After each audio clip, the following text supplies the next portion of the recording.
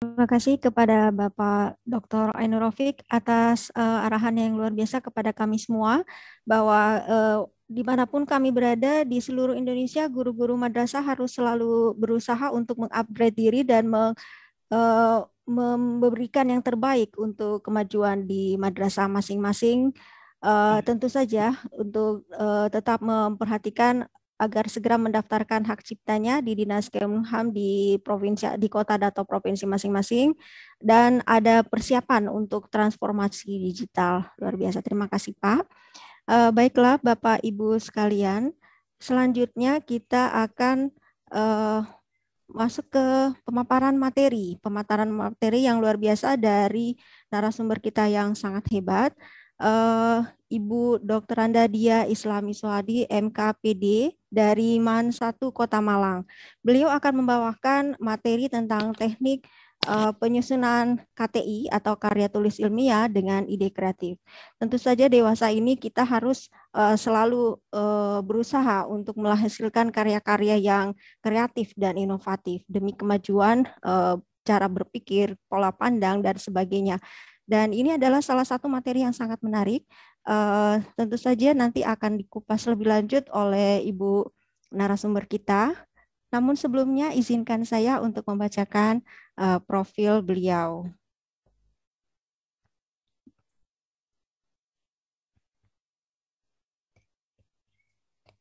Nama Dr. Anda Diah Islami Usarti, MKPD, lahir di Blitar 7 Maret 1967. Pangkat golongan pembina tingkat 1, 4B, jabatan guru madya, mata pelajaran bidang studi biologi, tempat tugas di MAN 1 Kota Malang. Beliau sudah berkeluarga dan memiliki 3 orang anak, beralamat di Kesatrian Arteri RT 49, RW 12, Pandemo Jerenon, Batu. Beliau memiliki hobi menulis, penelitian. Wow, beliau ini hobinya adalah penelitian, luar biasa. Menulis buku, jurnal, dan menyanyi. Beliau menempuh pendidikan dari SD hingga SMA di Blitar antara tahun 1979 hingga tahun 1985. Meraih pendidikan sarjana pendidikan biologi di OMM, lulus tahun 1990 dan magisternya di MKP, Magister S2 MKPP di UMM juga lulus tahun 2008. Beliau memiliki banyak tugas tambahan, diantaranya sebagai instruktur nasional biologi madrasah, tim MGMP Biologi Nasional, tim literasi Jawa Timur, Pergumapi Perkumpulan Guru Penulis Madrasah, pengurus MGMP Jawa Timur, dan sebagai koordinator Mapel Biologi. Beliau memiliki banyak prestasi, ada sebagai juara 1 lomba Dirijen HUT Persit, juara lomba pembuatan model pembelajaran biologi tahun 2005. Saya bacakan yang terakhir aja Bu ya, ini banyak banget. Yang terakhir juara 2 lomba TTG di Provinsi Kalimantan Selatan tingkat nasional tahun 2018, karya terbaik Simposium Nasional di Surabaya tingkat nasional tahun 2019. Beliau memiliki banyak penelitian yang berhubungan dengan karya tulis ilmiah seperti potensi kepala belut untuk meminimalisasi penggunaan monosodium pada tahun 2017. Ini judulnya panjang-panjang ya penelitiannya, Masya Allah luar biasa sekali. Ada sekitar sampai tahun 2020, saya skip sebagian Bu ya karena banyak. Ada kreativitas dan inovasi guru, kunci keberhasilan pembelajaran daring saat menghadapi pandemi COVID-19, artikel ilmiah tahun 2020. Ada pengembangan model pembelajaran virtual laboratori berbasis ilmiah dalam upaya meningkatkan keterampilan berpikir kritis, jurnal tahun 2021. Beliau juga menulis buku tahun 2021, 3 jurus muda menulis artikel KTI dan cerpen. Luar biasa. Baiklah, Bapak Ibu hadirin yang kami banggakan. Untuk efisiensi waktu, kami persilakan kepada narasumber kita yang hebat untuk memaparkan materinya pada sore hari ini. Kepada Ibu Dia, disilahkan. Terima kasih Bu Herminise yang telah memberikan waktu pada saya. Assalamualaikum warahmatullahi wabarakatuh.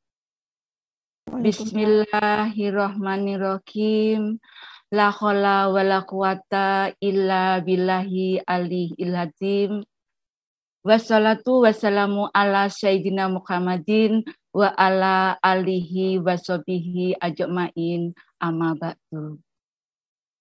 Pertama-tama saya sampaikan kepada yang terhormat Bapak Dirjen Pendis, kemudian Bapak Direktur GTK Madrasah, yang terhormat pula Kasubdit GTK Madrasah, yang baik dari Madrasah Aliyah, MI maupun Sanawiyah, yaitu yang terhormat Bapak Dr. Ainur Rafiq, MAG, yang sekaligus beliau sebagai koordinator komponen 3 Madrasah Berbagi. Dan juga pada tim PJ Parade Literasi GTK Madrasah Berbagi yang sangat luar biasa melakukan kegiatan tentang parade literasi yang pada hari ini pada yang keempat kalinya kegiatan parade literasi. Kemudian yang terhormat juga kepada Bapak Ibu semuanya yang hadir pada acara kegiatan parade literasi GTK Madrasah ini, yang menyempatkan waktunya untuk bisa bergabung dalam acara parade literasi ini. Pertama-tama marilah kita panjatkan puji syukur kehadirat Allah Subhanahu wa taala yang telah memberikan rahmat dan hidayahnya pada kita semuanya sehingga kita tetap dalam keadaan sehat walafiat dan bisa beraktivitas sampai sekarang ini. Dan tak lupa pula kita sampaikan sholawat dan salam kepada Nabi besar Nabi Muhammad SAW yang telah memberikan penerangan hingga saat ini, memberikan jalan penerangan pada kita semuanya. Barakallah, amin ya robbal alamin. Bapak Ibu semuanya hadirin yang hadir pada kegiatan parade literasi hari ini. Di sini saya akan sedikit berbagi tentang karya tulis ilmiah KTI, yaitu tentang tekniknya penyusunan karya tulis ilmiah atau KTI dengan ide yang kreatif. Semoga apa yang saya sampaikan ini nanti bisa bermanfaat untuk Bapak Ibu semuanya, terutama Bapak Ibu yang ingin belajar menulis karya tulis ilmiah. Saya yakin Bapak Ibu semua yang hadir di sini adalah Bapak Ibu semuanya yang sudah hebat-hebat sekali. Oleh karena itu saya di sini hanya sharing-sharing saja pengalaman saya, sedikit ilmu dari saya. Semoga bermanfaat untuk kita semuanya. Amin ya rabbal alamin. Izin share screen Bapak Ibu.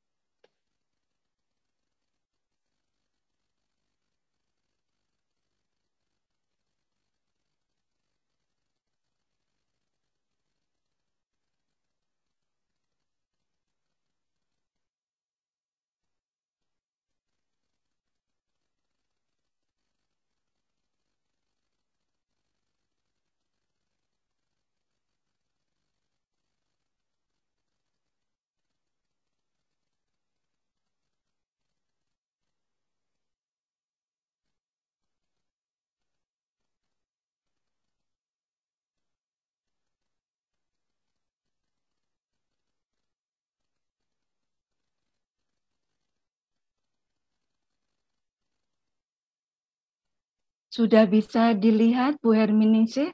Iya, sudah Bu. Terima kasih. Bapak Ibu semuanya yang berbahagia. Saya yakin Bapak Ibu semuanya udah pada banyak yang tahu tentang karya tulis ilmiah KTI. Di sini saya tidak memaparkan tentang apa itu KTI. Insya Allah Bapak Ibu semuanya sudah hebat-hebat semuanya ya. Di sini saya langsung saja untuk konsepnya dan rancangannya bagaimana di dalam penyusunan karya tulis ilmiah.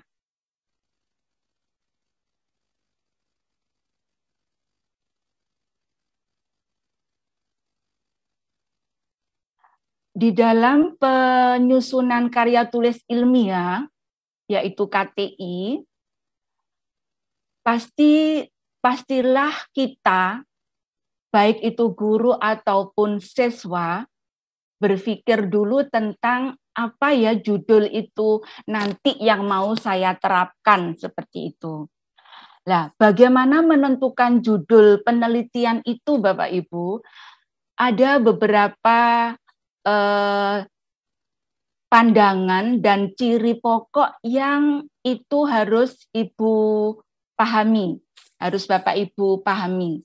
Artinya begini, kadang judul penelitian yang banyak saya ketahui tidak ada hubungannya dengan yang ada di dalam isi naskah itu, dalam isi naskah karya tulis itu, seperti itu. Jadi gambarannya yang perlu Bapak Ibu pahami di sini, judul penelitian itu harus betul-betul bagus. Harus betul-betul, kalau anak sekarang mengatakan keren gitu. Bagaimana judul itu bisa menarik orang yang membaca, seperti itu. Nah, di antaranya poin di dalam judul penelitian itu harus asli dan logis. Artinya di sini sesuai dengan apa yang kita ingin capai, seperti itu. Dan judul itu harus menarik. Jadi judul yang menarik maksudnya di sini.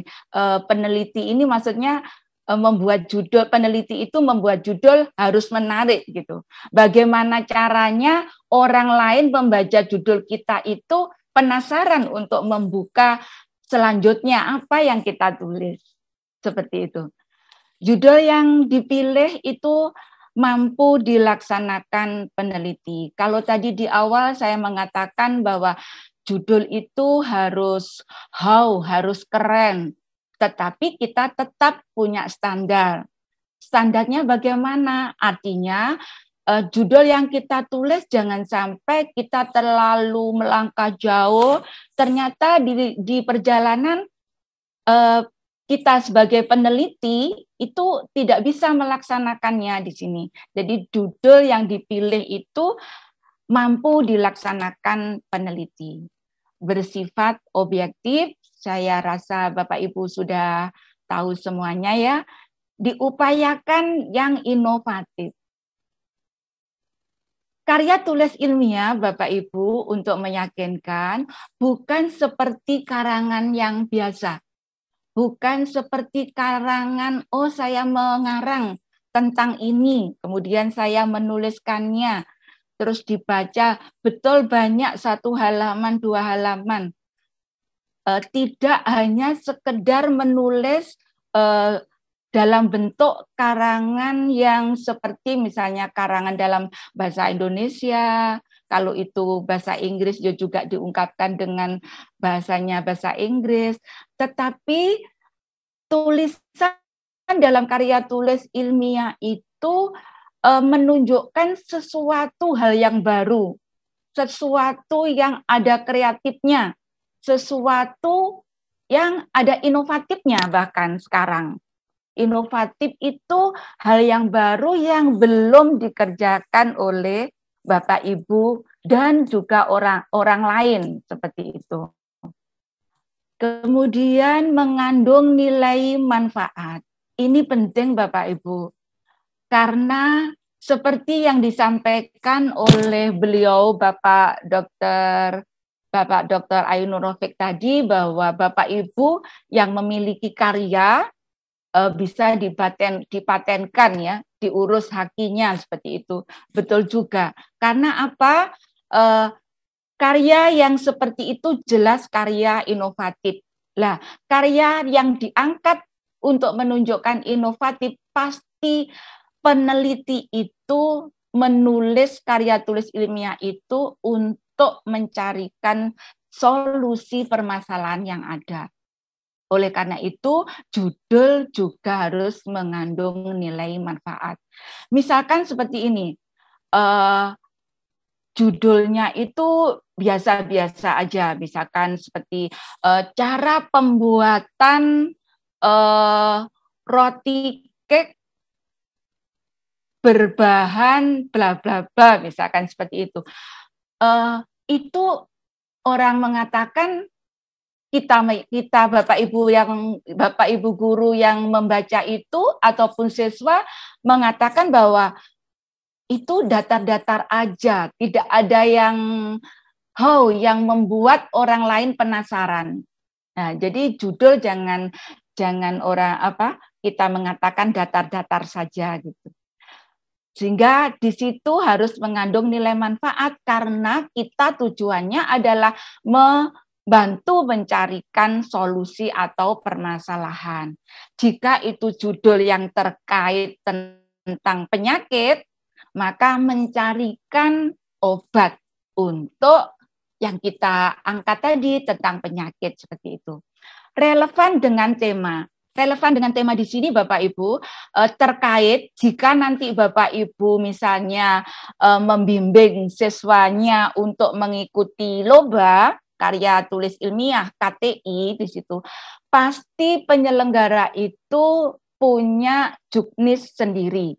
Jadi penyelenggara KTI di universitas, KTI di LIPI, KTI di OPSI, KTI di MAIRES, KTI di Universitas Palembang, Universitas Jakarta, atau mungkin di Surabaya, punya gaya selingkung sendiri. Jadi memiliki aturan sendiri.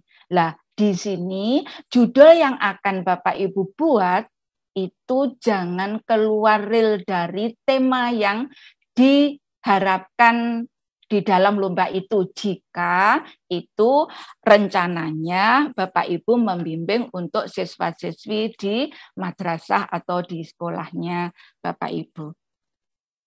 Kemudian menarik rasa ingin tahu orang lain. Tadi di atas sudah saya singgung, yaitu orang lain membaca judul kita itu penasaran gitu. Apa ya? Tetapi penasarannya itu harus kita buktikan nanti di dalam isinya. Seperti itu. Informatif, jelas Bapak Ibu ya. Judul penelitian harus informatif. Singkat dan jelas, yang mana judul itu sesuai dengan ketentuan yang saya baca di bukunya Profesor Dr. Baselan ya. Di situ dengan kawan-kawan itu antara 14 sampai 20 kata di judul. Tetapi Bapak Ibu, ini ketentuan secara umum. Berapa kata yang kita pakai di judul, kita tetap mengacu pada juknis yang akan kita pakai. Untuk apa KTI ini kita tulis? Untuk apa Bapak Ibu menulis KTI ini? Kalau KTI ini Bapak Ibu menulis untuk persiapan nanti nyelengi, artinya nyicil ya bahasa Jawanya seperti ini, untuk nanti kenaikan pangkat, berarti KTI-nya juga disesuaikan dengan KD mapel yang Bapak Ibu ajar, yang Bapak Ibu untuk mengajar mapel yang diampu Bapak Ibu, seperti itu. Nah, seperti akreditasi yang dilakukan di Dikti itu 14 kata. Seperti itu. Ada juga lomba yang kemarin itu saya bimbing anak-anak, ada yang sampai 15 kata maksimal. Ada juga yang sampai 18 kata maksimal. Seperti itu. Ini secara umum. Kemudian kita menginjak pada abstrak. Sebelum pengumpulan dari KTI, karya tulis ilmiah, itu ada abstrak yang harus dibuat, berisi ringkasan makalah, berisi ide-ide mendasar penelitian, panjang berkisar 200 kata, itu secara umum, ya, tetapi seperti di awal saya sampaikan tadi, tergantung juknis, tergantung penyelenggara lomba, atau istilahnya kalau itu forum tentang untuk guru-guru seperti simposium untuk guru-guru yang seperti yang saya ikuti di Surabaya, kegiatan madrasah tingkat nasional itu juga punya ketentuan sendiri. Minimal 1 halaman, tidak boleh lebih. Spasinya 1, batas kiri dan kanan 1, 2 sesuai juknis juga Bapak Ibu. Kata kunci tidak boleh lebih dari 5 kata.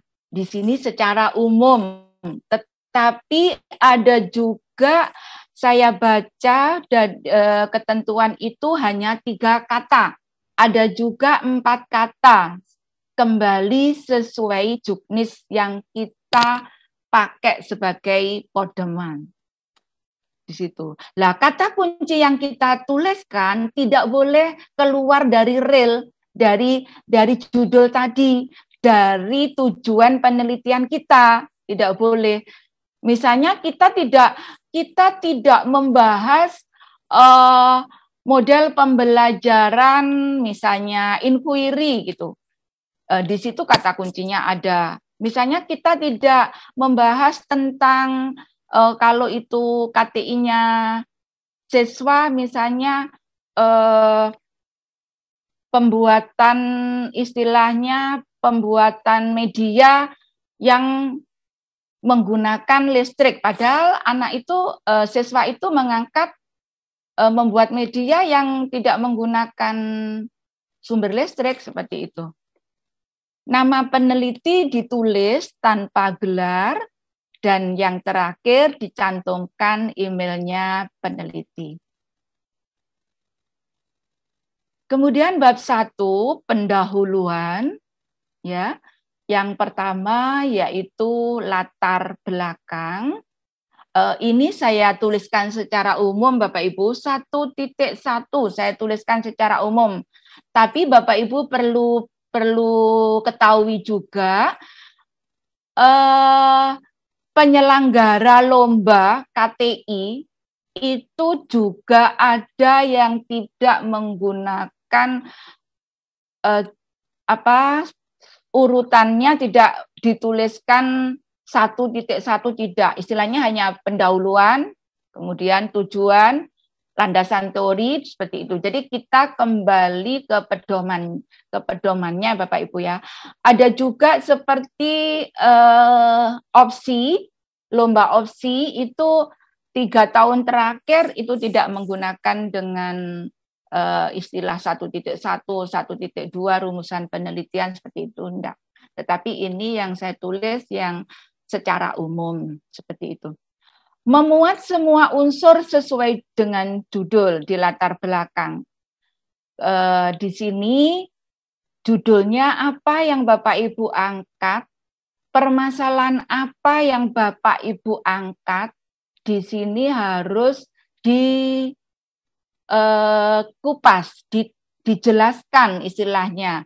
Berisi alasan penelitinya kenapa mengangkat masalah itu, istilahnya seperti itu harus dibahas di dalam latar belakang sesuai dengan permasalahan yang terjadi, yang terkini, itu yang bagusnya. Semua dasar masalah dan harapan itu tertuang di latar belakang. Kalau di dalam latar belakang itu Bapak Ibu mengupas istilahnya permasalahannya seperti gini dan sebagainya. Lah itu harus dibahas juga sebetulnya harapannya seperti apa gitu. Di situ juga harus dibahas seperti itu. Semua dasar masalah dan harapan tertuang di latar belakang. Gambaran solusi peneliti sementara. Artinya pada akhir itu istilahnya misalkan Bapak Ibu memanfaatkan sesuatu gitu, padahal barang itu atau sayuran itu atau jenis buah itu kulitnya tidak dimanfaatkan, padahal di dalam kulit kandungan gizinya masih seperti ini dan seperti itu. Ya, itu hanya sebagai solusi membahas untuk sementara saja. Runtut urutan sesuai dengan permasalahan. Jadi orang lain atau kalau misalnya itu dipakai untuk membimbing siswa untuk mengikuti lomba, juri itu jangan sampai bingung sendiri. Kenapa saya mengatakan bingung sendiri? Membaca latar belakang karya lombanya siswa itu dari atas sampai ke bawah, belum paham juri itu. Apa maksudnya seperti itu? Karena bulet. Apa bulet itu? Tidak runtut itu ya Bapak Ibu, tidak runtut.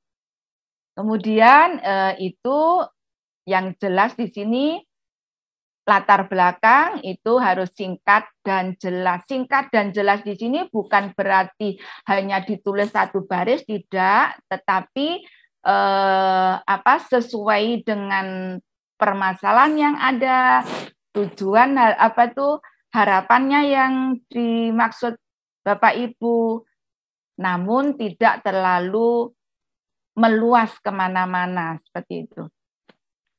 Kemudian rumusan masalah ya sesuai dengan permasalahan yang ada seperti tadi di latar belakang dan di judul, mudah dipahami, hal baru dan asli.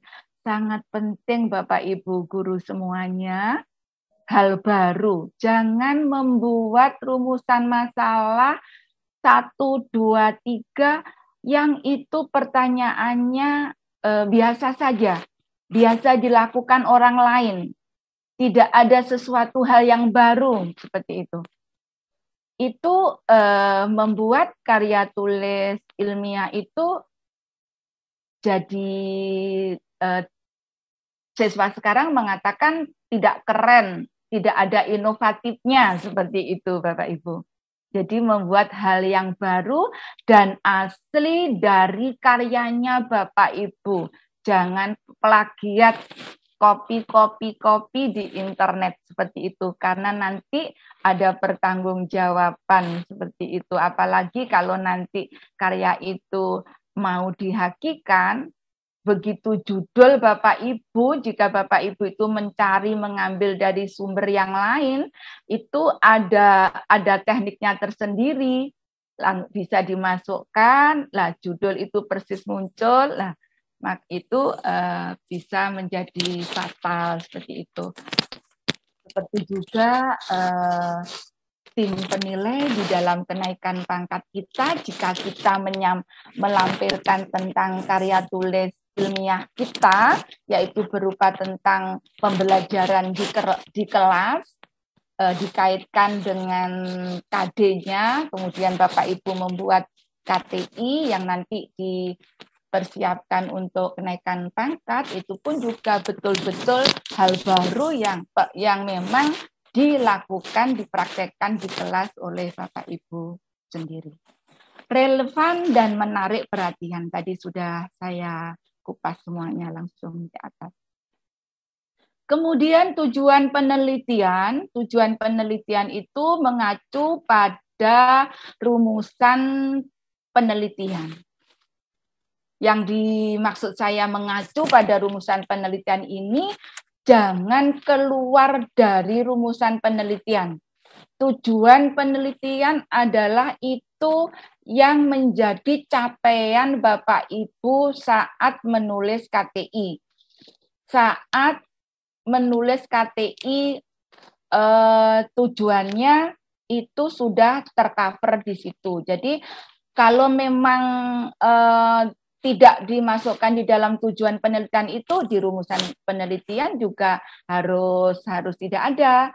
Jadi perlu digarisbawahi Bapak Ibu bahwa tujuan penelitian itu jangan sampai menyimpang dari rumusan penelitian. Harus sesuai dengan harapan peneliti untuk menjawab rumusan penelitian. Banyak sekali saya temui karya-karya tulis ilmiah KTI, baik itu yang buatan dari Bapak Ibu guru saat saya jadi juri lomba guru ya tentang karya tulis ilmiah tahun 2020, tahun 2021 kemarin juga pada bulan Desember kemarin, antara rumusan masalah dengan tujuan penelitian tidak sama. Rumusan masalahnya ada 3. 1, rumusan masalahnya bla bla bla, 2, 3. Tujuan penelitiannya hanya ada 1 dan 2, hanya ada 2. Lah, ini sangat-sangat menyimpang sekali seperti itu. Kemudian manfaat penelitian. Jelas Bapak Ibu, saya yakin Bapak Ibu udah paham semuanya tentang manfaat penelitian. Bapak Ibu mengangkat suatu judul, pasti sebelumnya Bapak Ibu mencari ide, mencari gagasan, saya akan mengangkat judul apa dari tema ini. Oh, saya akan mencarikan solusi tentang ini, seperti itu. Itu tercover di dalam manfaat penelitian, menumbuhkan pemikiran yang kritis, kreatif, dan inovatif sesuai dengan judul yang dikaji. Memberikan manfaat itu tidak hanya untuk peneliti, tidak hanya untuk pembaca, bisa juga untuk masyarakat, untuk pemerintah, masyarakat yang terkait semua bidang, pemerintah baik di pendidikan tergantung dari judul yang kita angkat. Seperti itu. Kemudian berisi untuk apa diadakan penelitian, seperti itu ya. Kemudian kajian teori, ya, kajian teori, landasan teori, kemudian penelitian terdahulu itu tercover di dalam bab 2. Seperti yang saya sampaikan di awal, tergantung dari juknis yang dipakai pedoman.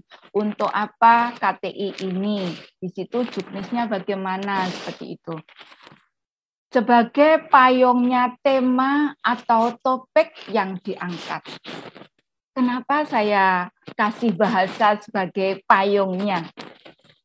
Karena apa yang akan ditulis di kajian teori penelitian terdahulu yang ditulis di sini juga ini mendukung tulisan karya Bapak Ibu. Bapak Ibu menggunakan media sesuatu, Bapak Ibu menggunakan variabel ini, Bapak Ibu mengangkat judul yang harus membuat media, atau Bapak Ibu yang menggunakan judul yang Bapak Ibu mencarikan solusi, misalnya obat kadas kurap dan sebagainya. Lah, kenapa Bapak Ibu mengangkat membuat itu? Semua dasar teorinya itu, misalkan kulit apa yang dipakai atau mungkin buah apa yang dipakai, itu dituliskan di dalam kajian teori penelitian terdahulu di sini. Kemudian mendukung judul penelitian tadi sudah, jurnal dan buku sangat penting dan harus ada di sumber ini. Jangan sampai sumber kajian teori itu lemah, Bapak Ibu. Yang saya maksud lemah di sini, Bapak Ibu mencari sumber internet HTTP gitu saja. Wah, itu lemah kalau untuk mendukung judul dari Bapak Ibu yang diangkat Bapak Ibu judulnya. Hipotesis dugaan awal bisa dimasukkan biasanya pada akhir kajian teori ya, seperti itu. Dicantumkan dasar teori, teknik solusinya yang akan diangkat jika dasar teorinya itu ada. Seperti itu, menggunakan bahasa ilmiah singkat dan jelas. Metode penelitian di sini yaitu jenis penelitian, waktu dan tempat penelitian, populasi dan sampel, variabelnya, kemudian variabel itu juga ada variabel bebas, variabel terikat, ada variabel kontrol, kemudian alat dan bahan, kemudian juga teknik pengumpulan data, prosedurnya penelitian mulai dari cara kerjanya, kemudian desainnya, seperti itu. Yang terakhir, analisis datanya. Namun di sini Bapak Ibu saya menegaskan metode penelitian ini tergantung metode penelitian yang Bapak Ibu angkat. Jadi penelitian itu ada penelitian kualitatif, ada penelitian kuantitatif, ada penelitian gabungan kualitatif dan kuantitatif. Penelitian kualitatif juga nanti macam-macam, insya Allah nanti saya kupas, ini sebagai konsep awal saja. Nah, di sini pun metode penelitian isinya apa juga tetap berdasarkan juknis yang dipakai pedoman Bapak Ibu. Kalau penelitian itu kualitatif, penelitiannya kualitatif, metode penelitiannya tidak perlu variabel bebas, tidak perlu variabel terikat, tidak perlu variabel kontrol. Populasinya dan sampelnya juga tidak ada, dijelaskan saja sebagai subjeknya, sebagai respondennya itu siapa, disebutkan semua di dalam metode penelitian. Seperti itu. Teknik pengumpulan datanya juga banyak cara metode tergantung penelitian Bapak Ibu, tergantung karya tulis ilmiah judulnya yang diangkat dari Bapak Ibu itu sendiri. Kemudian hasil penelitian dan pembahasan itu ada di bab 4. Ya, hasil dan pembahasan yang pertama yaitu tentang hasil penelitian itu 4.1, 4.2 itu pembahasan. Di dalam hasil penelitian itu nanti Bapak Ibu mencantumkan hasil penelitiannya semua, baik itu data dalam bentuk grafik, dalam bentuk tabel, dalam bentuk narasi, itu masuk di dalam hasil penelitian. Kemudian dari hasil penelitian Bapak Ibu bahas lebih rinci lagi. Kemudian kesimpulan di sini ada kesimpulan dan saran di sini. Kemudian daftar rujukan Bapak Ibu, jangan sampai lupa. Bapak Ibu mengambil teori, mengambil rujukan, baik itu dari buku, baik itu dari jurnal, baik itu dari artikel ilmiah. Seperti itu jangan lupa ditulis di dalam daftar rujukan. Karena jika Bapak Ibu tidak menuliskannya, apalagi di narasi di dalam penyusunan di bab 1, bab 2, bab 3 tadi, itu cukup hanya dituliskan misalkan kalau itu adalah tulisannya Sumarno tahun 2018, Sumarno tahun itu, seperti itu. Lah nanti secara lengkapnya, judul bukunya, judul jurnalnya, terus kemudian halaman berapa di buku itu harus masuk di dalam daftar rujukan. Sumber dasar teori dan penelitian terdahulu, ini dari buku jurnal dan lain-lain itu, tadi yang dimaksudkan saya harus dicantumkan. Seperti itu, penulisannya urut abjad A, B, C. Tetapi tergantung juga dengan juknis, pedoman aturan. Misalnya ada karya tulis ilmiah, itu punyanya mahasiswa, tugasnya dosen, tetapi dosennya memberikan warning. Daftar rujukan ditulis dari awal. Ini juga saya temui dan juga sebagai pengalaman saya sendiri saat saya menuliskan karya tulis ilmiah pada saat itu persiapan 4A ke 4B sudah nulis banyak, ternyata ada 2 judul yang tidak diakui sama sekali seperti itu. Lah ini saya tidak negatif thinking, tetapi positif thinking saja ya pada saat itu.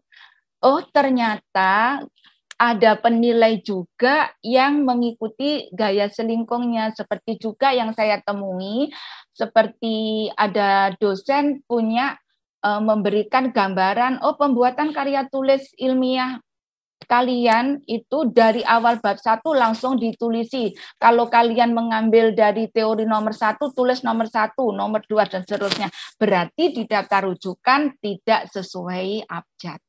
Seperti itu Bapak Ibu. Kemudian ini yang lebih spesifik rancangannya, ya di sini tadi di awal sudah saya jabarkan ya Bapak Ibu, bahwa faktanya diperoleh dari observasi awal. Jadi alangkah validnya, alangkah bagusnya penelitiannya Bapak Ibu, jangan menentukan judul dulu. Bapak Ibu itu mau membuat karya tulis ilmiah yang seperti apa? Bapak Ibu harus survei dulu. Harus observasi awal dulu. Apa benar saya mau mengangkat permasalahan ini? Apa memang kenyataannya benar seperti ini? Jadi itu sebagai observasi awal seperti itu. Harapan faktanya harus dikemukakan dengan jelas.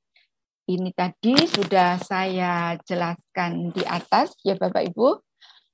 Menggambarkan hubungan antara variabel yang akan diteliti.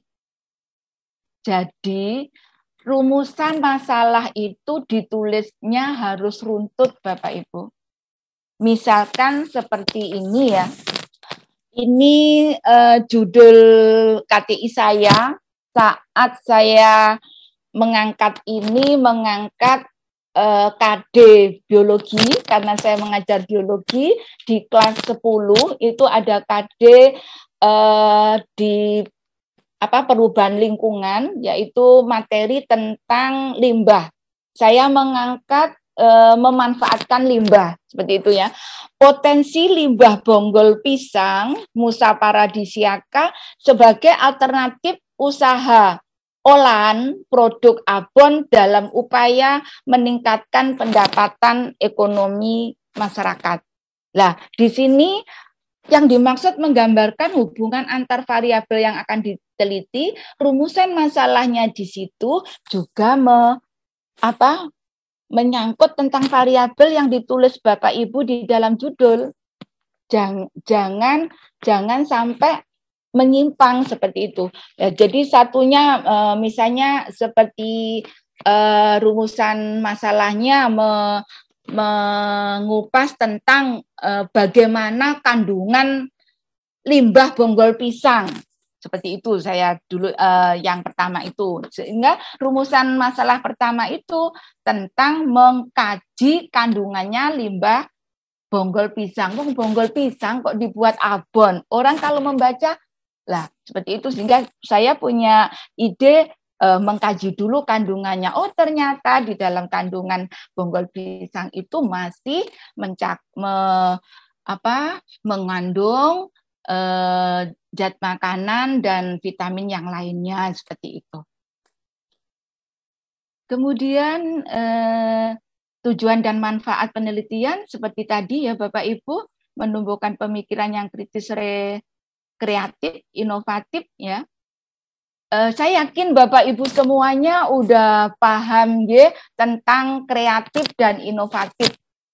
Kalau kreatif itu kreasinya Bapak Ibu, kreativitasnya dari sesuatu hal yang sudah ada, kemudian Bapak Ibu memberikan istilahnya langkah melakukan sesuatu yang itu ada kreativitasnya. Tetapi kalau inovatif itu adalah sesuatu hal yang baru yang memang tidak dilakukan orang lain. Seperti judul yang saya angkat ini, itu saya awalnya itu saya berangkat dari mengajar materi limbah itu ya, memanfaatkan limbah itu karena saya dikasih amanah sebagai koordinator riset sekaligus juga membimbing, kemudian saya ajarkan ke anak-anak riset dan saya ikutkan lomba. Alhamdulillah ini mendapatkan juara 1 tingkat nasional seperti ini. Nah, ini mempunyai nilai manfaat seandainya ini dibaca orang lain yang ingin istilahnya mengembangkan judul yang tertulis ini bisa dilakukan.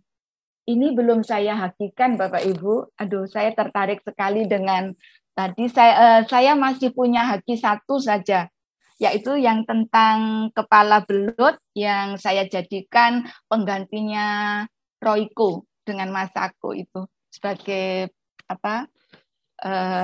penggantinya Royco dan Masako itu. Kemudian hipotesis ini jika perlu ya Bapak Ibu, terutama yang bidang sains jika di Juknis ada ya itu jika diperlukan. Variabelnya Bapak Ibu untuk menegaskan segala sesuatu yang menjadi objek pengamatan peneliti di situ ya. Untuk variabelnya ini tadi sudah saya jelaskan di atas tadi untuk menyingkat waktu biar nanti ada sesi tanya jawab, barangkali ada yang perlu disampaikan oleh Bapak Ibu. Ini saya tegaskan untuk data sebagai gambaran untuk melakukan data apa ya yang harus saya ambil. Saya memasukkannya nanti bagaimana. Jadi syarat-syarat data itu harus objektif, representatif, mengena sekali dengan judul yang Bapak Ibu angkat, kesalahan baku kecil, jangan mengambil data yang sekiranya itu meragukan untuk diterapkan. Ya. Tepat waktu artinya begini, Bapak Ibu jangan terlalu istilahnya panjang waktunya untuk proses pengambilan data saat penelitian, sementara jika karya tulis ilmiah itu untuk segera dikerjakan untuk hasil penelitiannya dan pembahasan seperti itu. Jadi disesuaikan dengan waktu yang akan menjadi standarnya Bapak Ibu. Oh, harus selesai ini, harus sampai selesai membuat seperti itu. Jadi diperkirakan tepat waktu, harus ada hubungannya dengan masalah yang akan dipecahkan, jelas ya Bapak Ibu, mengetahui, memperoleh gambaran tentang suatu keadaan atau persoalan, membuat keputusan atau memecahkan persoalan. Nah, data itu juga bisa dilihat dari segi caranya, ada data primer, ada data sekunder, ada data pokok, ada data tambahan. Data dilihat dari sifatnya, ada data kualitatif, ada data kuantitatif. Kalau data kualitatif, Bapak Ibu menuliskannya dengan pemaparan narasi. Untuk memperjelasnya seperti itu, kuantitatif harus melalui prosedur tentang perhitungan kuantitatif. Nanti yang dipakai itu apa istilahnya, untuk perhitungan data kuantitatif itu harus jelas di dalam penelitian Bapak Ibu. Sumbernya bisa internal, bisa eksternal, dari dalam bisa dari luar. Teknik pengumpulan data ini sekaligus saya kupas karena secara umum saya berbagi baik Bapak Ibu guru yang mengajar mapel sains maupun yang mengajar mapel sosial maupun yang mengajar bidang agama. Ya, studi kepustakaan. Nah, di sini juga tekniknya pengumpulan data. Angket dan kuesioner ini banyak diterapkan jika Bapak Ibu menulis karya tulis ilmiah, yaitu di bidang sosial, di bidang soshum, sosial humaniora, seperti itu. Angket itu berupa pertanyaan untuk mengumpulkan data dari responden. Data dari responden itulah yang nanti akan kita teliti, seperti itu. Jenisnya bisa terbuka, tertutup, semi terbuka. Kalau terbuka istilahnya orang lain itu mengetahui bisa, kadang disebutkan namanya. Kalau tertutup tidak identitasnya ini dari mana, kemudian respondennya itu siapa. Nah, itu biasanya kesepakatan Bapak Ibu. Untuk pengambilan data itu melakukan kesepakatan dengan responden dan lokasi di mana Bapak Ibu mengambil untuk pengambilan data. Wawancara yaitu tanya jawab harus secara lisan, tetapi walaupun secara lisan harus tetap ada pedoman wawancara dan nanti dilampirkan Bapak Ibu di lampiran. Seperti itu ya. Kemudian sikapnya pewawancara istilahnya juga di situ netral, artinya kita tidak condong istilahnya mengangkat judul kita untuk menyelesaikan sesuatu, kita juga tidak boleh condong ke responden. Jadi Bapak Ibu sebagai peneliti ya itu harus netral ya. Ramah jelas, adil jelas ya. Percaya diri seperti itu jelas. Karena apa? Dengan ramah Bapak Ibu akan mendapatkan banyak masukan, banyak data yang diperoleh. Kemudian jenisnya juga berstruktur, tidak berstrukturnya. Kemudian ada teknik pengumpulan data yaitu observasi. Ya, di sini tetap secara ilmiah baik itu sains, sosial maupun bidang agama. Kemudian dengan analisisnya itu yang akan menggambarkan situasi penelitian. Hasil penelitian, penyajiannya mengikuti rumusan penelitian. Bapak Ibu yang berbahagia semuanya, saya mengingatkan untuk di hasil penelitian harus mengikuti arahnya rumusan penelitian. Jadi jawabannya rumusan penelitian itu harus tercover di dalam hasil penelitian. Data-datanya yang lengkap. Jadi sebelum Bapak Ibu menarik kesimpulan, Bapak Ibu menarik kesimpulan seperti ini, dari mana? Lah itu ada di dalam hasil penelitian dan pembahasan. Di situ butir-butir tujuan penelitiannya Bapak Ibu itu apa? Ya, itu ada semua di dalam hasil penelitian. Pembahasannya diperlukan sikap ilmiah peneliti dalam menjabarkan masalah yang sedang diteliti karena bentuknya memang karya tulis ilmiah KTI, bukan karangan biasa seperti itu.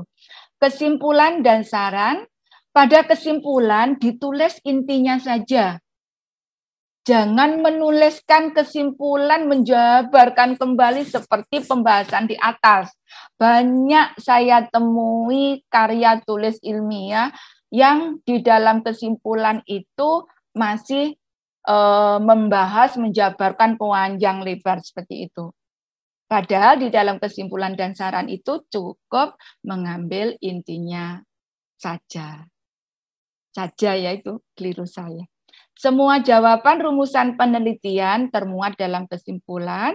Saran jika ada catatan khusus tentang penelitian, misalnya Bapak Ibu guru di dalam penelitiannya itu merekomendasikan untuk bisa dilanjutkan ke penelitiannya berikutnya dan sebagainya, itu bisa ditulis di dalam kesimpulan dan saran. Ini sedikit motivasi buat Bapak Ibu semuanya. Semoga dengan apa yang saya paparkan dari awal hingga akhir tadi bisa memberikan inspirasi sehingga Bapak Ibu berangkat istilahnya ingin memulai untuk menulis karya tulis ilmiah. Ini Bapak Ibu sedikit foto-foto dari siswa saya yang saya bimbing tentang karya tulis ilmiah sebagai motivasi saja untuk Bapak Ibu semuanya. Ya, ini juara 1 lomba Komnasdik, ini saat opsi di Semarang, ini saat lomba di IPB, di IPB lomba tingkat nasional, Pak Ibu. Seperti ini. Semoga Bapak Ibu semuanya nanti bisa memulai untuk menulis karya ilmiah. Ini siswa kami MAN 1 Kota Malang 2019 itu mendapatkan medali emas untuk lomba KTI internasional Bapak Ibu tahun 2019. Ini hanya sebagian saja yang tahun-tahun terakhir saja Bapak Ibu. Ini saat siswa kami ikut MyRes, saat ada penilaian pameran di stand kami dikunjungi oleh Bapak Menteri Agama, alhamdulillah. Kemudian ini saya sendiri saat KTI Guru di Jakarta ada kunjungan dari Bapak Menteri Pendidikan. Ini yang baru tahun 2020 kemarin, juara 1 IC tingkat nasional, kemudian 2 tahun itu tidak mengikuti yang internasional, 2019 itu mengikuti lagi, kemudian juara ini yang I2 ASPO ini yang internasional, kalau ISEP internasional yang khusus untuk Asia. Ini yang MyRes Bapak Ibu, yang sains kemarin finalnya, kemudian yang MyRes yang juara. Alhamdulillah ini yang saya peroleh baru saja bulan November, Desember, kemudian yang terakhir ini Februari awal kemarin, dan siswa kami satu lagi ada yang kemarin baru lomba di ISPO juga mendapatkan medali emas, namun belum sempat saya pasang karena PPT-nya kemarin sudah diminta oleh tim panitia. Bapak Ibu semuanya yang berbahagia yang hadir pada acara parade literasi di dalam materi tentang tekniknya untuk menyusun karya tulis ilmiah dengan ide kreatif. Ini ada sedikit motivasi untuk Bapak Ibu semuanya, juga saya sendiri. Jika ingin maju, harus berani tantangan. Jangan takut salah untuk mencoba. Lebih baik mencoba dan salah daripada tidak mencoba sama sekali. Itu motivasi dari saya untuk Bapak Ibu dan saya sendiri. Bapak Ibu, demikian tadi paparan dari saya tentang teknik penyusunan karya tulis ilmiah. Sedikit ilmu yang saya punya, niatan berbagi untuk Bapak Ibu guru semuanya. Semoga bisa menginspirasi Bapak Ibu untuk mencoba menulis karya tulis ilmiah, baik itu untuk diri Bapak Ibu sendiri, juga untuk bisa ditularkan ke siswa-siswinya di madrasah masing-masing. Jika ada salah dan jika ada kurangnya, saya mohon maaf yang sebesar-besarnya. Saya akhiri Bapak Ibu semuanya. Wassalamualaikum warahmatullahi wabarakatuh. Saya kembalikan waktunya ke Ibu Moderator, Bu Herminingsih. Demikian pemaparan tadi. Luar biasa sekali ya Ibu Dia, ini karya yang luar biasa, prestasi luar biasa, siswa-siswanya juga Masya Allah.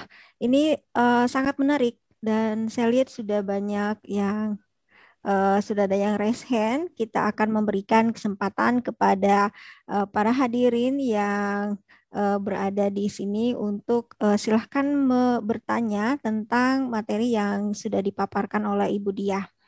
Kesempatan pertama akan kami berikan kepada Pak Bayu. Silahkan menyebutkan asal madrasahnya. Silahkan Pak.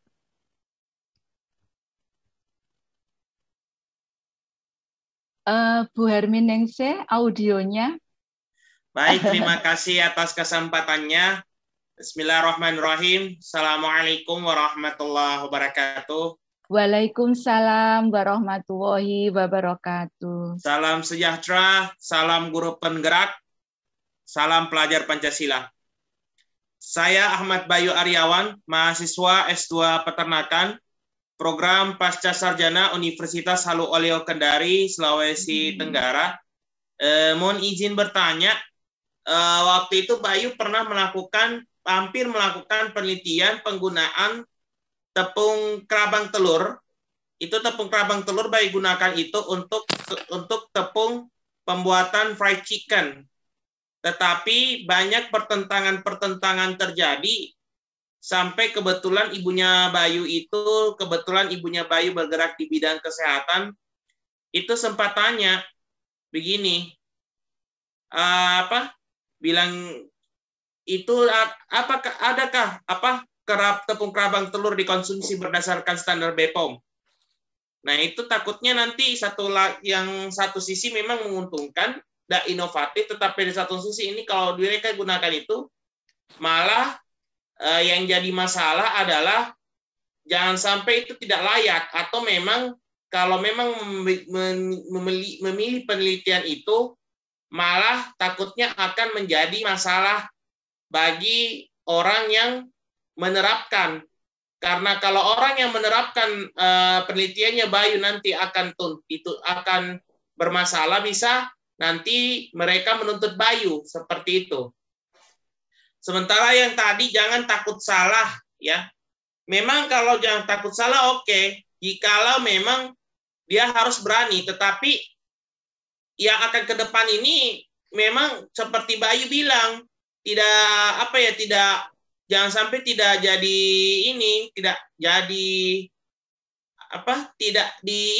jadi layak begitu. Tidak diberikan hak untuk melaksanakan penelitian karena tuntutan tersebut.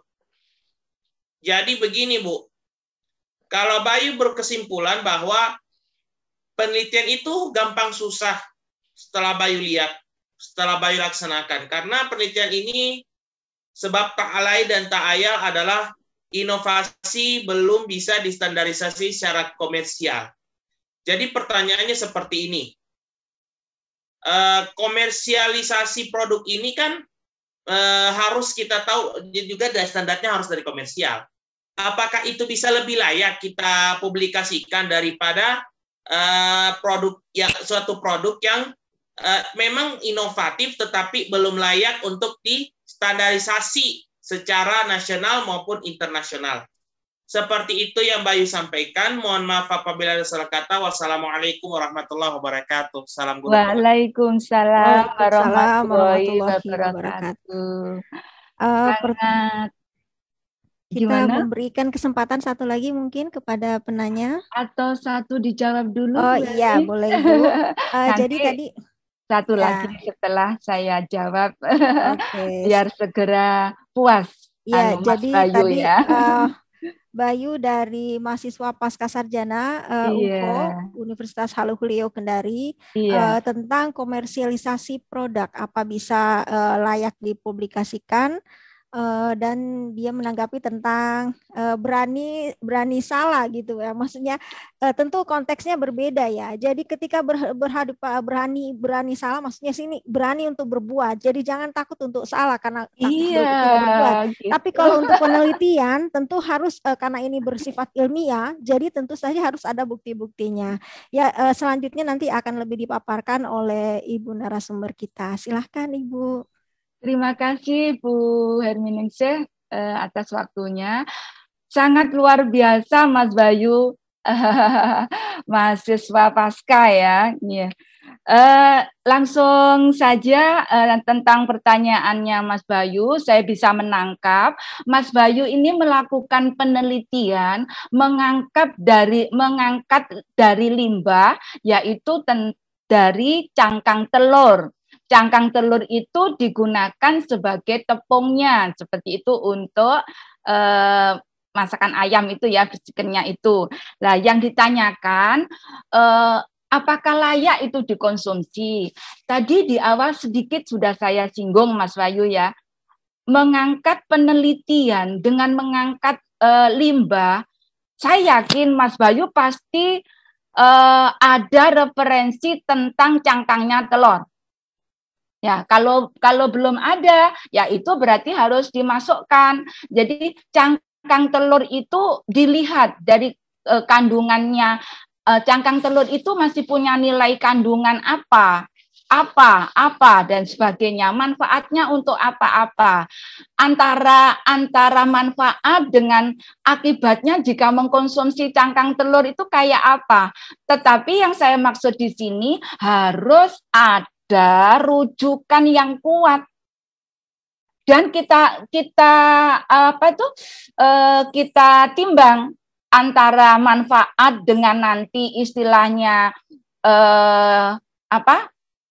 dengan manfaat dengan istilahnya tidak layak untuk dikonsumsi, prosentasenya bagaimana? Ini adalah langkah awal untuk pemikiran Mas Bayu.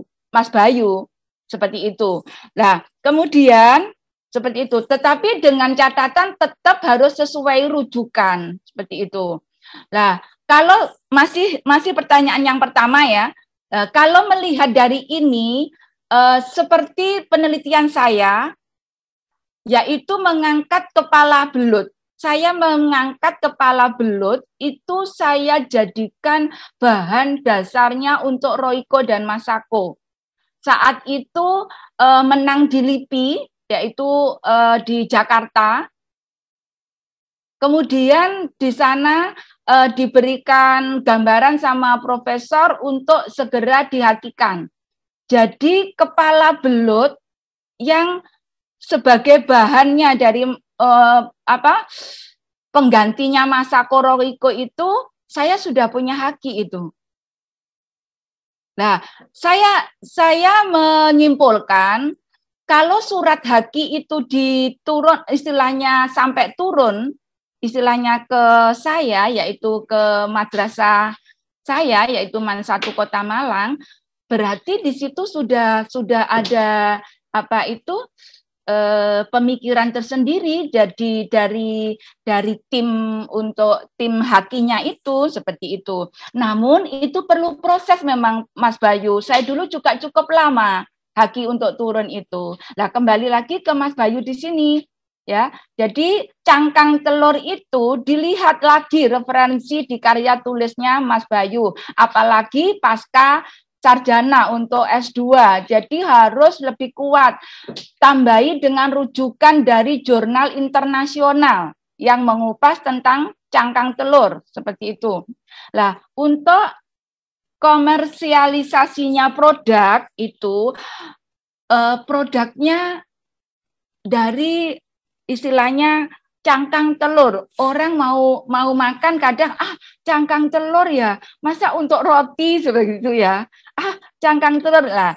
Bagaimana? Apakah itu nanti memenuhi pemasaran atau tidak? Saya yakin di dalam kombinasi produk itu pasti Mas Bayu punya inovatif tambahan. Artinya begini, cangkang telur itu biar nilai gizinya tambah, biar ada kandungannya ini, sekaligus untuk misalnya untuk menghaluskan kulit atau meningkatkan protein dan sebagainya. Diberi kombinasi inovatif yang lainnya seperti itu. Insya Allah seperti itu Mas Bayu pemaparan dari saya. Semoga bermanfaat. Tetap Bu, semangat. Terima kasih banyak Bu, terima kasih Bu atas ininya. Tapi tetap mohon maaf Bu, ini permasalahannya Bu, ini kan sudah ada rujukan pembuatan cangkang telur untuk kue. Pernah Bayu melihat kue apa banyak jenis kue digunakan termasuk baking. Tapi masalahnya pertentangan karena ini jangan sampai ada tuntutan BPO, coba cek nggak itu BPOM layak nggak dikonsumsi itu untuk cangkang telur. Nah, sementara juga Bu yang sampaikan Bu Hermi, ini memang harus takut ya jangan takut, tapi permasalahannya segara-gara itu saya juga pernah menangis Bu. Berapa kali saya nangis? Nah, dia bayi menangis gara-gara apa? Masalah ini. Mas Bayu, maaf. Sabar ya. Mas Bayu, gini, Mas Bayu, maaf ya. Saya tadi memberikan motivasi untuk kata-kata jangan takut salah. Maksudnya tentang Bapak Ibu guru, teman-teman yang tidak menulis sama sekali, bukan berarti untuk penelitian itu. Memang menulisnya. Tapi kalau kita menulis baru kita bilang itu layak, baru ada pertentangan. Nah ini yang jadi masalah sampai ujung jalan. Iya. Kalau begitu sampai cinta di ujung jalan pun ya udah. Iya. Terus kalau memang itu pasca sarjana, insya Allah dosen pembimbingnya pasti mengarahkan. Nah, setelah itu saran saya dari catatan pembimbing itu Mas Bayu dibawa untuk konsultasi untuk dicekkan terutama di hal kesehatannya, di hal manfaatnya di kesehatan, kemudian kalau segi komersialisasi, insya Allah ada tim tersendiri, yaitu yang menangani istilahnya produk ini layak untuk dijual belikan atau tidak seperti itu. Itu saja Mas Bayu ya. Ini saya sudah dikode untuk pertanyaan berikutnya. Iya. Jadi tetap semangat kasih, Mas Bayu. Ya, terima kasih Ibu Dia. Jadi tentu saja ketika suatu karya penelitian itu akan dikomersialkan, tentu akan melalui beberapa tahap berikutnya. Jadi karena penelitian itu sendiri adalah suatu proses yang sangat panjang, tentu prosesnya itu harus kita pahami dengan baik. Adapun rintangannya yang mungkin akan ada, itu pasti akan ada, tetap kita berusaha untuk semangat melaluinya. Dan ketika kita masih menjadi mahasiswa pasca sarjana, tentu kita ada dosen pembimbing ya yang nanti akan mengarahkan kita sebaiknya bagaimana tingkah yang harus langkah-langkah apa yang akan ditempuh. Jadi ketika ada suatu masalah, ada dosen penasehat akademik, silahkan berkonsultasi, dikomunikasikan. Jadi ketika nanti karya penelitiannya, nanti hasil penelitian tesisnya itu bisa untuk dipublikasikan, bisa untuk layak untuk dikonsumsi dan sebagainya, telah melalui uji dari POM dan sebagainya, tentu tidak segampang itu langsung bisa dikomersialkan sebelum melalui proses pengujian yang ketat ya. Terima kasih atas pertanyaannya, luar biasa sekali Mas Bayu, Ibu Dia. Baiklah Bapak Ibu hadirin yang kami hormati, mengingatkan kembali bahwa ada link presensi yang sudah dibagikan di kolom chat. Silahkan untuk mengisinya. Selanjutnya ada pertanyaan di kolom chat, saya bacakan ya, Ibu, dari Ibu Nenden. Bagaimana memotivasi siswa agar suka dengan KTI dan masih mau meneliti? Silahkan Ibu Dia, monggo. Ya, terima kasih Bu Nenden. Iya, bagaimana cara memotivasi siswa agar suka untuk istilahnya melakukan penelitian gitu ya, seperti itu. Yang pertama memang Bapak Ibu semuanya itu kita sebagai guru, terutama kalau kita mau memberikan motivasi anak-anak agar anak-anak melakukan penelitian, berarti kita istilahnya harus pendekatan kepada siswa-siswi dulu. Tidak bisa Bapak Ibu, prosesnya panjang sekali. Tapi insya Allah Bapak Ibu pasti bisa. Ya, artinya kita tidak boleh menunggu bola. Yang saya katakan menunggu bola itu seperti gini. Misalnya ada lomba di universitas, misalkan KTI, Bapak Ibu menginginkan untuk mengikuti lomba itu siswa-siswinya di madrasah. Kemudian Bapak Ibu memberikan pengumuman itu misalnya di grup kelas, karena kita online ya. Kalau saat PTM di kelas dan sebagainya, itu tidak cukup satu kali Bapak Ibu. Dengan memberikan pengumuman, oh ada lomba, ayo ikut nak, sekali itu tidak cukup. Dan itu pun juga harus ada action yang lain, istilahnya. Diulangi lagi, diingatkan. Kemudian Bapak Ibu juga tidak boleh untuk menunggu bola, bukan tidak boleh ya, karena sarannya adalah ingin siswa kita antusias ya, kita ingin siswa kita semangat sekali seperti itu. Berarti Bapak Ibu harus memulai semangat dulu. Lah, semangatnya Bapak Ibu bagaimana? Yaitu jangan menunggu bola. Jadi kita harus menjemput bola. Kalau menunggu bola, misalnya Bapak Ibu ada di depan kantor, menunggu bola, ya sudah Bapak Ibu berdiri di depan kantor. Padahal bolanya itu ada di pojok dekat masjid misalnya. Seperti itu. Lah bola itu tidak menggelinding karena jalannya rata misalnya. Nggak datang-datang bola itu Bapak Ibu. Jadi Bapak Ibu harus menjemput bola. Artinya setelah mengumumkan Bapak Ibu harus ke kelas. Kalau misalkan sudah punya eskul kir itu ya, berarti dikumpulkan anak-anak seperti itu. Kemudian dikumpulkan dengan gambaran Bapak Ibu saja tidak cukup, misalkan oh tidak ada yang datang, ya harus menjemput bola, pendekatan, komunikasi, diberikan gambaran seperti ini, terus diberikan gambaran kalau kalian mau belajar nulis KTI, nanti seperti ini, enak loh. Kamu bisa menggambarkan istilahnya bagaimana menuliskan karangan yang itu ilmiah, seperti itu. Intinya seperti itu Bu Nenden. Semoga bisa paham. Terima kasih banyak Ibu Dia atas jawabannya yang luar biasa. Jadi tentu saja kita harus komunikasi yang aktif dengan para siswanya, dan ada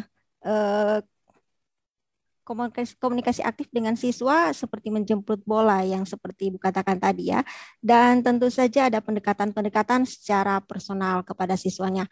Baik Ibu, terima kasih atas pemaparan materinya dan sesi tanya jawab yang luar biasa. Kami memberikan kesempatan kepada Ibu untuk memberikan satu closing statement-nya. Closing statement-nya, Bu.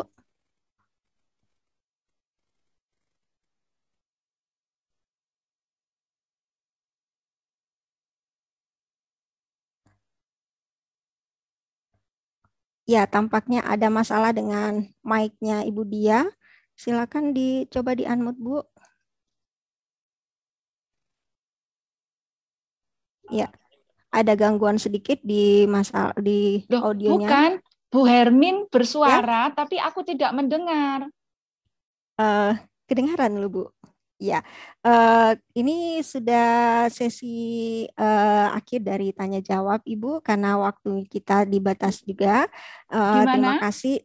Terima kasih atas pemaparan materinya Ibu karena waktu kita sudah jadi mohon untuk memberikan satu closing statement sebelum kita akhiri pertemuan hari ini dengan doa. Apa ada closing statement-nya, Bu? Ya, gini katanya suara Bu Herminnya nggak terdengar. Oke, siap. Ya, halo. Ya, jadi kami lanjutkan aja berarti. Pak Indra, aku nggak dengar suaranya Bu Herminingsih. Oh ya sudah, wes, ya wes, ya, ya. Iya, Bapak Ibu hadirin yang Bapak Ibu semuanya yang berbahagia, yang hadir pada acara Parade Literasi hari ini.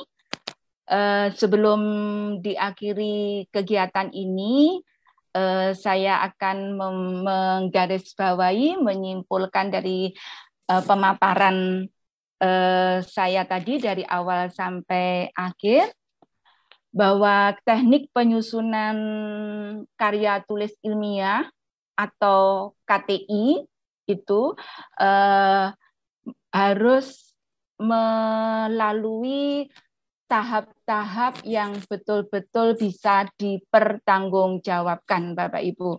Beda dengan karangan biasa seperti itu. Sehingga perlu Bapak Ibu ketahui, kalau Bapak Ibu mau memulai untuk menuliskan karya tulis ilmiah, yang pertama Bapak Ibu harus siapkan bahwa Bapak Ibu itu memang menginginkan betul-betul untuk membuat KTI. Dengan keinginan Bapak Ibu yang kuat, saya yakin pasti ada trik, ada langkah tertentu yang Bapak Ibu harus kerjakan seperti itu. Nah, kemudian setelah melangkah, dengan trik-trik apa yang Bapak Ibu lakukan, nanti di dalam perjalanan itu nanti Bapak Ibu akan akan dengan sendirinya akan ide itu akan muncul. Oh, saya mau meneliti tentang ini seperti itu.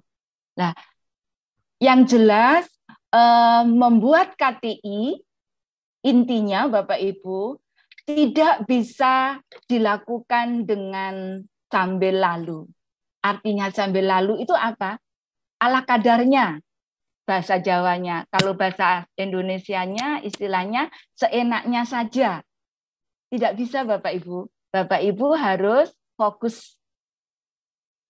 Insya Allah dengan kefokusan Bapak Ibu, saya yakin itu nanti penyusunan KTI yang akan Bapak Ibu lakukan bisa terwujud dengan baik. Tetap semangat Bapak Ibu ya. Ingat motivasi saya, semangat bisa, yakin bisa. Di dalam yakin ada doa. Kalau sudah yakin bisa, harus bisa. Setelah harus bisa, pasti bisa. Kalau itu untuk lomba, untuk membantu siswa-siswi, juara akan di tangan. Demikian Bapak Ibu, saya akhiri pemaparan saya untuk teknik penyusunan karya tulis ilmiah. Jika ada kurangnya, saya mohon maaf semuanya. Semangat Bapak Ibu semuanya yang hebat dan luar biasa. Wassalamualaikum warahmatullahi wabarakatuh. Waalaikumsalam warahmatullahi wabarakatuh. Terima kasih luar biasa sekali Ibu Dia atas pemaparan materinya pada sore hari ini. Baiklah Bapak Ibu.